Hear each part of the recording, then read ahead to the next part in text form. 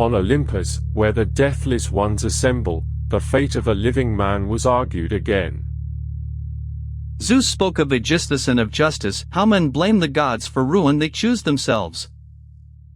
Then Athena, grey-eyed, turned the counsel to Odysseus, held on Calypso's isle, longing for home. Poseidon was away among the Ethiopians. In that absence, Athena pressed her claim. Send Hermes to free the hero, and I myself will go to Ithaca to put courage in his son. So she spoke, and the goddess flew, spear in hand, toward the island house of Odysseus. Ithaca, a hard, lovely island, and a palace loud with men who were not its masters. Day after day the suitors of Penelope slaughtered the household's livestock and drank its wine. Telemachus, son of Odysseus, sat among them like a guest in his own hall, angry, and still too young to stop them. He imagined his father returning, imagined the doors shutting, and the reckoning beginning. Then Athena came to the outer gate in the likeness of Mentor, an old friend of the house, and stood as a stranger seeking hospitality. Telemachus went to meet him first, ashamed that a guest should wait while insolence filled the courtyard. They devour my house. They say they woo my mother, and they will not leave until she chooses, or until we are ruined. You are no longer a child. Stand in the agora. Then take a ship and ask those who came home from Troy what they know of Odysseus. Courage entered him like breath. The goddess had found her spear's point, not yet the father, but the son. Above the noise, Penelope heard the bards sing of the Achaeans' bitter homecoming, and she came down, weeping, to bid the song stop. Go to your room, mother. Speech in this hall will be my care now, for I hold the power in this house. She went, astonished. And in her room she wept for Odysseus until Athena poured sleep upon her eyes. May Zeus never make you king in sea-girt Ithaca, Telemachus, though it is your birthright by blood. I would take it, he said, if Zeus granted it. For a man it is no bad thing to be king. But leave my house, or I will call the gods to witness. At dawn the people gathered. No assembly had been called since Odysseus sailed for Troy. My father is gone. These men devour his living. You know it, and you do nothing. Antinous answered, blame your mother. For 3 years she has delayed us with the shroud of Laertes, weaving by day, unweaving by night. The trick had been found. The suitors demanded she finish the cloth, and choose a husband. Then Zeus sent an omen, 2 eagles, locked in flight, tore at one another above the assembly.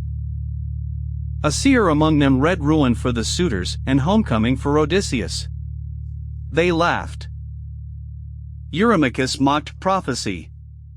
Telemachus asked only for a ship and 20 companions, to seek news, not to seize a throne by force today. When the assembly broke with nothing granted, Athena herself secured a ship and a willing crew. Euryclea packed provisions in secret, weeping, swearing not to tell Penelope until 12 days had passed, or she asked. By night they went down to the sea. Mentor took the stern. The sail caught the west wind Athena sent. So Telemachus left Ithaca, not as a boy fleeing, but as a son beginning the search that would make him ready for his father's return. At Pylos they found Nestor's people sacrificing black bulls to the earthshaker on the shore. Pisistratus, Nestor's son, welcomed the strangers with wine and meat, guessed right before questions. I seek my father.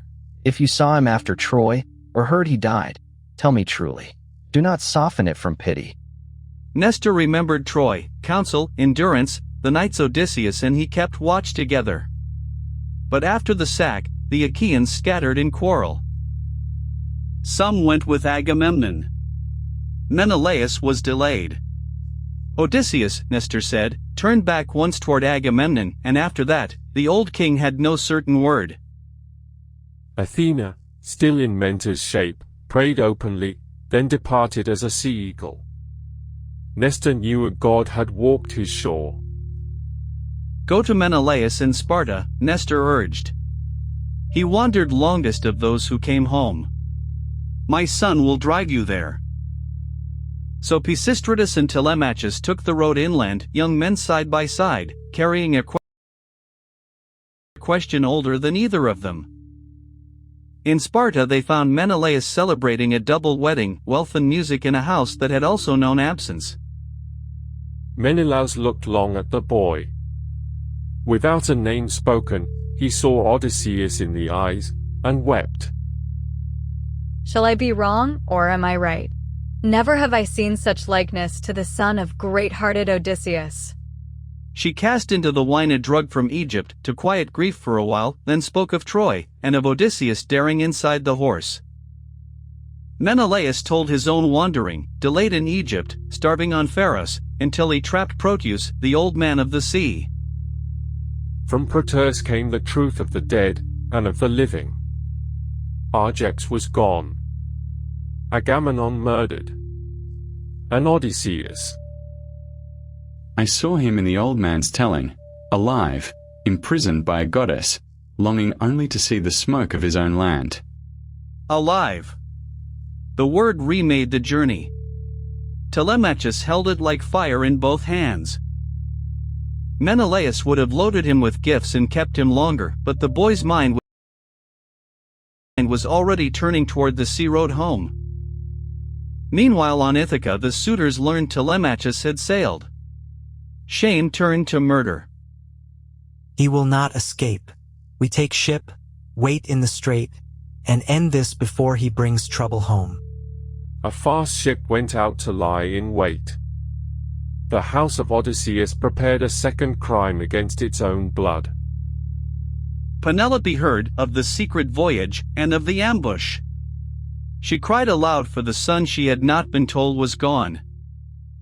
Athena sent a phantom in the likeness of Penelope's sister, a dream to stay her grief. Take heart. Telemachus has not offended the gods. He will come home. Of the husband, I may not tell you all. So the Telemachy closes its first great arc. The son knows his father lives, the mother is given a night's peace, the suitors sharpen knives on the water. Far on the raftless shore, Odysseus still wept. The gods had begun to move. The reckoning was not yet, but the house had woken. End of Part 1, the Telemachy.